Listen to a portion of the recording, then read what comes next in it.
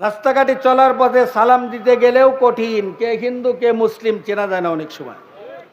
কারণ এখন যুবকদের ভিতরে যে কাটিং করে দাড়ি রাখে ওই রকম দাড়ি কিন্তু কিছু হিন্দু ছেলেপানও রাখে, প্যান্ট শার্ট টাই তো একই রকম আছে। আমি আজকে সকালবেলা একজনকে সালাম দিছি, ভ্যান এলাকায়, হুজুর মনে হয় ওনার চেনেন না। বললাম না, লোকটা তো হিন্দু, দাঁড়িয়ে আছে। বললাম দেখেন কি মুসিবত, আমাদের মুসলমান দাড়ি রাখা বাদ দিছে, হিন্দুরা দাড়ি রাখা শুরু করছে। কথা সংক্ষেপ, 1 নম্বর গুণ অর্জন করা লাগবে সোহবাতে আহলুল্লাহ, আল্লাহওয়ালাদের সংস্পর্শ লাগবে। কাদের? আল্লাহওয়ালা। যে যে জিনিস নিয়ে থাকে তাকে ওই শব্দের সাথে ওয়ালা লাগানো হয়। কলাওয়ালা, বাদামওয়ালা, সিঙ্গারাওয়ালা, কাপড়ওয়ালা, নৌকাওয়ালা, তালওয়ালা। কি কথা ঠিক না? যে কোনোদিন কলার ব্যবসা করে নাই তাকে কলাওয়ালা বলে না, যে কোনোদিন বাদামের ব্যবসা করে নাই তার কোনোদিন বাদামওয়ালা বলা হয় না। এইরকমভাবে যে জিনিসের সাথে সম্পৃক্ত হয় বলা হয় অমুকওয়ালা। ঠিক যাদের আপাদ মস্তক, যাদের চলাফেরা, কথাবার্তা, কাজকর্ম, পরিবার পরিজন সব মিলিয়ে আল্লাহ নিয়েই তাদের চিন্তা ভাবনা, তাদেরকে বলা হয় আল্লাহওয়ালা। হাকিমুল উম্মাত বলেন 1 নম্বর গুণ অর্জন করা লাগবে সোহবাতে আহলুল্লাহ। 2 নম্বর গুণ হলো কাসরাতে যিকরুল্লাহ, আল্লাহর জিকির বেশি বেশি করার স্বভাব বানানো লাগবে। রাজি আছি? চলাফেরা, উঠা বসায়, সর্বাবস্থায় কার জিকির হবে? জিকির হবে আল্লাহর, আর রসুলের প্রতি হবে দুরুদ ও সালাম। রসুলের জিকির হবে না ইয়া মুহাম্মদ না, ইয়া আল্লাহ ইয়া আল্লাহ, ইয়া রহমান ইয়া রহমান, ইয়া রহিম ইয়া রহিম। আল্লাহর নামের জিকির হবে, রসুলের উপরে সালাম ও দুরুদ হবে। ভালো মতো বলে জামাতের সাথে ইশার নামাজ পড়ে আবার জান্নাতের বাগানে বসার সুবর্ণ সুযোগ এনায়েত করেছেন, এজন্য শুকরিয়াতান সবাই বলি আলহামদুলিল্লাহ। মাগরিবের পর থেকে নিয়ে গঠনমূলক আলোচনা করতেছিলেন আমাদের সর্বজন পরিচিত, যাকে বর্তমান যুগের আনোয়ার শাহ কাশ্মীরি বলা হয়, হজরত মাওলানা মুফতি রিজাউল করিম আবরার সাহেব হাফিজাহুল্লাহ। আল্লাহ তার ইলম আমলে আরও বরকত দান করুন, সবাই বলি আল্লাহুম্মা আমিন। এইরকম যোগ্য আলেম প্রত্যেক এলাকায় হওয়া দরকার, কি বলেন? মুরব্বীরা মন প্রাণ খুলে আলেম ওলামাদের জন্য যত বেশি দোয়া করবেন, আলেম ওলামার এলেমের বরকত মানে এলাকার ভিতরে রহমত চলে আসা। কারণ মূর্খতা আর জ্ঞান শূন্যতা এটা হলো একটা অন্ধকার আর অচ্ছন্নতা। যখনই এলেম চলে আসে, জ্ঞান চলে আসে, বিশেষ করে আসমানি এলেম, কোরআন সুন্নাহর এলেম, তখন অন্ধকার অচ্ছন্নময়ী ভ্রষ্টতার এই অমানিসা দূর হয়ে যায়। এই জন্য আলেম ওলামা যত বেশি হবে, এলাকার ভিতরে হেদায়েতের আলো আর বাতি তত বেশি জ্বলবে। আগে একসময় আমরা ছোটবেলায় কারেন্ট ছিল না, অল্প কেরোসিন তেলের, ডিজেল বা অন্যান্য কোনো জ্বালানি দিয়ে বাতি জ্বালানো হতো, অল্প আলো হতো, তাই না? এখন বিদ্যুৎ আসার কারণে দেখেন পুরো মাঠ এমন মনে হয় শুই পড়লে তাও খুঁজে বের করা যায়। কি কথা ঠিক না? এখন এই আলোর ভিতরে যেরকম একটা আনন্দ, মনের একটা তৃপ্তি, এর চেয়ে অনেক অনেক অনেক গুণ বেশি তৃপ্তি হয় যখন মানুষের ভিতরে হেদায়েত নামক আলো বিচ্ছুরিত হয়। আল্লাহ রাব্বুল আলামিন যত কিছু তার কাছে রেখেছেন বান্দাকে দেওয়ার জন্য, সব জিনিসের তুলনায় অনেক অনেক গুণ বেশি দামি হলো হেদায়েত নামক নিয়ামত। একজনের অর্থ করি নাই, গরিব, ভ্যান চালায়, দিনমজুর, মানুষের বাড়ি কাজ করে, ঈমান আমল যদি থাকে আখিরাতে তার দাম আছে কি নাই? একজন বড় শিক্ষিত, খাড়ায় খাড়ায় পেশাব করে, নামাজের ধার ধারে না, দিন ধর্ম বলতে কিছু বোঝেই না, এরকম কিছু শিক্ষিত আছে না? দুনিয়াতে দাম থাকলেও এই পলক নামক দুইটা শাটার বন্ধ হয়ে গেলে আল্লাহ রসুলের দরবারে কোনো দাম নাই। তাহলে বোঝা গেল দুনিয়াতে দাম কম বেশি তাতে কিছু যায় আসে না, আখেরাতে আমার দাম হবে কিনা এই চিন্তা ভাবনা যে করে সেই হলো প্রকৃত মানুষ। আমরা প্রাইমারিতে পড়ছি ইটের উপরে বসে, এখন সুন্দর সুন্দর বেঞ্চের ব্যবস্থা না, কিন্তু আগে ইটের উপরে বসে ভাঙা বেঞ্চে বসে লেখাপড়া যারা করছে অনেক শিক্ষিত হয়েছে না, ওগুলি মাধ্যম মাত্র। তো দুনিয়ায় চলার জন্য যা প্রয়োজন হয় এটা মাধ্যম মাত্র, হলে ভালো না হলেও জীবন চলে যায়। অনেক মানুষ এত ভব করে বসবাসের জন্য ছাপড়া তুলবে অতটুক জায়গাও নাই, সরকারি ক্যালেনের উপরে হাইওয়ে রোডের পাশে সিএনবির জায়গার উপরে ঝুপড়ি ছাপড়া তুলে বসবাস করে, তাও তাদের জীবন কেটে যায়। আল্লাহ রসুল বলেন কুম ফিদ দুনিয়া কাআন্নাকা গরীব আও আবিরু সাবিল, তুমি দুনিয়াতে একজন পথচারী পথিকের মতো, মুসাফিরের মতো, প্রবাসীর মতো জীবন যাপন করো।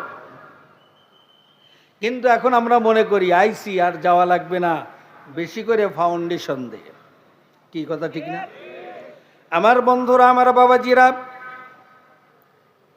দীর্ঘদিন পর্যন্ত বসবাসের লক্ষ্যে যেই বিল্ডিং বানাই, মজবুত করে বানাই, খুব মজবুত ভালো কোম্পানির রড দেই, ভালো সিমেন্ট ব্যবহার করি, 1 নম্বর ইটের পিকেট কিনে এনে সেগুলি খোয়া করে ফাউন্ডেশনটা মজবুত করি।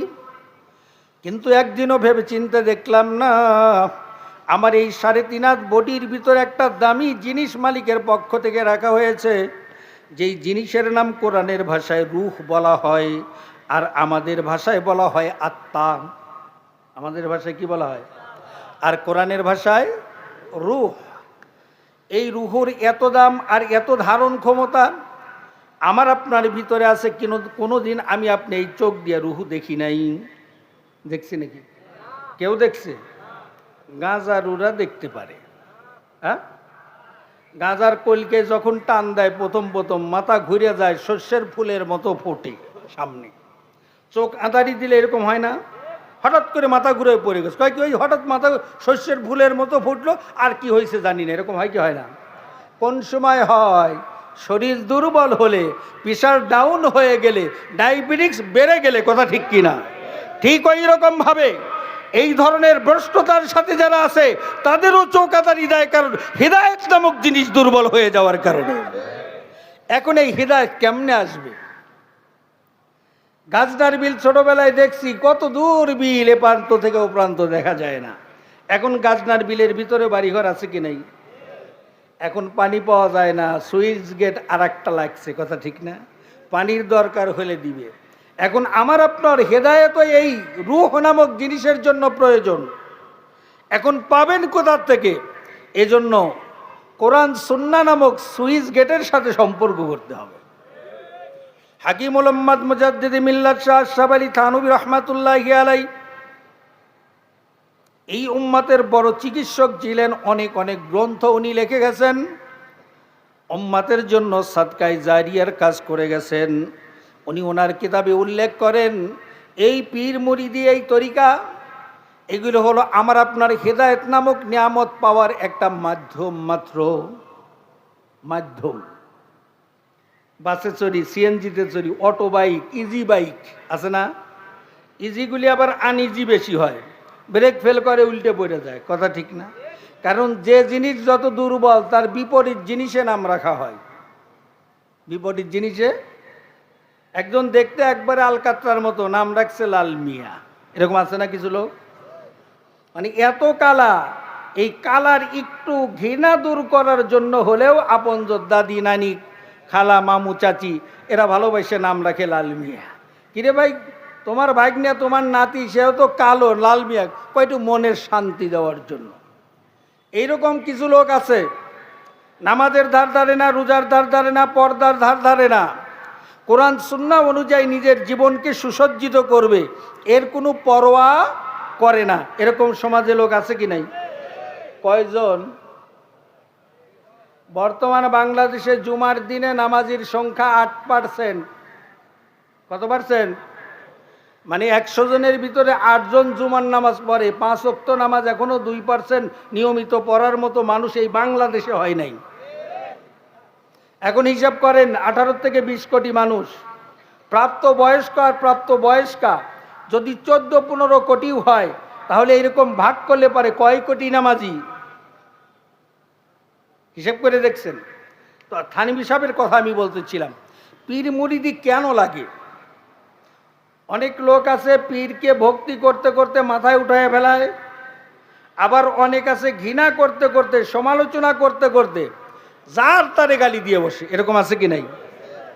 আচ্ছা বলেন, আমার মতো টুপিদারি জুব্বওয়ালা কেউ যদি মসজিদে যায় নামাজ পড়ে আগে বের হওয়ার সময় একজোড়া স্যান্ডেল চুরি করি, আমার কারণে কি পুরো টুপি জুব্বওয়ালা চোর? রাজধানীর কোনো মসজিদ থেকে প্যান্ট শার্ট টাই পরুয়া কেউ যদি জুতা চুরি করে, তাহলে কি সব প্যান্ট শার্ট টাই পরুয়া চোর? কিন্তু চোর না হলেও ওই এক ধরনের লোক যখন ত্রুটি বিচ্যুতি করে, ওই ধরনের সব লোকের উপরে দোষ চাপানো হয়। চোয়াজ কওমে একে বেদা নশি কর না কেহরা মঞ্জেনত মানত না মেহরা। টুপিদারিওয়ালারা যদি কোনো অনেক টুপিওয়ালারাই এই বলে, কি বলে না? কিন্তু অন্যরা যা করে ওগুলির বদনাম সরায় না। কারণ কি? সাদা জামা একটু ময়লা পড়লে দূরের থেকে চেনা যায়, আর রঙিন কাপড়েও ওই ময়লাই লাগে, কিন্তু দূরের থেকে বোঝা যায় না। এর অর্থ হলো শয়তানের সাথে মিলেমিশে শয়তানি করে, বোঝা যায় না। আর যারা শয়তান থেকে দূরে থাকে, এদের ভিতরে শয়তানি কোনো কাজের বহিঃপ্রকাশ ঘটলে সেটা সমাজের নজরে পড়ে। তো থানভী সাহেব বলেন যে এই পীর মুরিদির প্রয়োজনীয়তা হলো এজন্য, হেদায়েত নামক জিনিসটা অনেক দামি। যে জিনিস যত দামি হয়, ওই জিনিস রাখার পাত্র তত ভালো হতে হয়। কি কথা ঠিক না? এই জন্য এই পাত্র বানানোর জন্য, পাত্রকে উপযুক্ত করার জন্য 4টে গুণ অর্জন করতে হয়। কয়টা গুণ? একটু মুখ খুলে বলেন না, কয়টা গুণ? বললে পারে সহজে মনে রাখার চেষ্টা করবেন তো ইনশাল্লাহ, মেহমান চলে আসবে। 1 নম্বর হলো সোহবাতে আহলুল্লাহ, সোহবাতে আল্লাহওয়ালাদের সংস্পর্শ, সংস্রব, সোহবাত। যত আল্লাহওয়ালাদের কাছে বেশি থাকা যাবে, বেশি মানা যাবে, বেশি পরামর্শ মতো চলা যাবে, তার জীবনটা তত ধন্য হবে। যে যার সাথে ওঠা বসা করে তার গুণে গুণান্বিত হয়। এই তো আজকে হুজুরে আনতে গেছি, ফেরিতে বসে খেয়াল করলাম 2-3টে ছেলে একই বয়সী, মাথার ক্যাপও একই কালার, একই ডিজাইন, গায়ের শার্টটাও একই রকম, প্যান্টও একই রকম, আর পায়ের দিকে তাকায় দেখি শু জোড়াও একই রকম। এর অর্থ হলো এদের পারস্পরিক বন্ধুত্ব আছে। নিজের রং কেমন এটা দেখে নাই, সে ম্যাচিং করছে বন্ধুত্বের সাথে। কথা ঠিক কিনা? কিন্তু দুঃখ লাগে, এখন আমাদের স্বভাব হলো আমরা ম্যাচিং করি অন্য জাতির সাথে, নিজের জাতির সাথে ম্যাচিং করতে চাই না। রাস্তাঘাটে চলার পথে সালাম দিতে গেলেও কঠিন, কে হিন্দু কে মুসলিম চেনা যায় না অনেক সময়। কারণ এখন যুবকদের ভিতরে যে কাটিং করে দাড়ি রাখে, ওই রকম দাড়ি কিন্তু কিছু হিন্দু ছেলেপানও রাখে, প্যান্ট শার্ট টাই তো একই রকম আছে। আমি আজকে সকালবেলা একজনকে সালাম দিছি, ভ্যান এলাকায়, হুজুর মনে হয় ওনার চেনেন না। কইলাম না। লোকটা তো হিন্দু, দাঁড়িয়ে আছে। কইলাম দেখেন কি মুসিবত, আমাদের মুসলমান দাড়ি রাখা বাদ দিছে, হিন্দুরা দাড়ি রাখা শুরু করছে। কথা সংক্ষেপ, 1 নম্বর গুণ অর্জন করা লাগবে সোহবাতে আহলুল্লাহ, আল্লাহওয়ালাদের সংস্পর্শ লাগবে। কাদের? আল্লাহওয়ালা। যে যে জিনিস নিয়ে থাকে তাকে ওই শব্দের সাথে ওয়ালা লাগানো হয়। কলাওয়ালা, বাদামওয়ালা, সিঙ্গারাওয়ালা, কাপড়ওয়ালা, নৌকাওয়ালা, তালওয়ালা। কি কথা ঠিক না? যে কোনোদিন কলার ব্যবসা করে নাই তাকে কলাওয়ালা বলে না, যে কোনো দিন বাদামের ব্যবসা করে নাই তার কোনো দিন বাদামওয়ালা বলা হয় না। এইরকমভাবে যে জিনিসের সাথে সম্পৃক্ত হয় বলা হয় অমুকওয়ালা।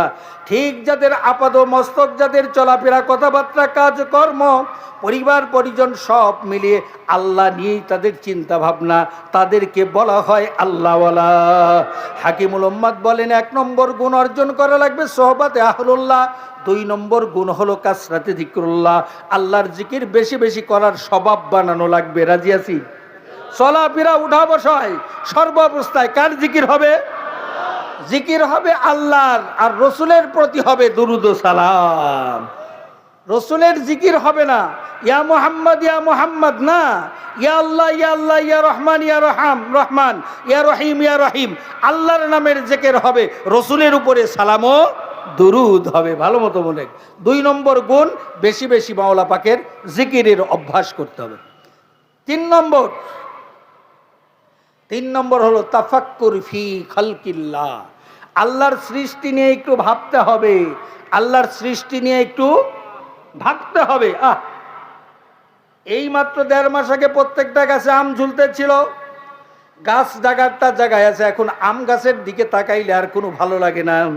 কি কথা ঠিক না?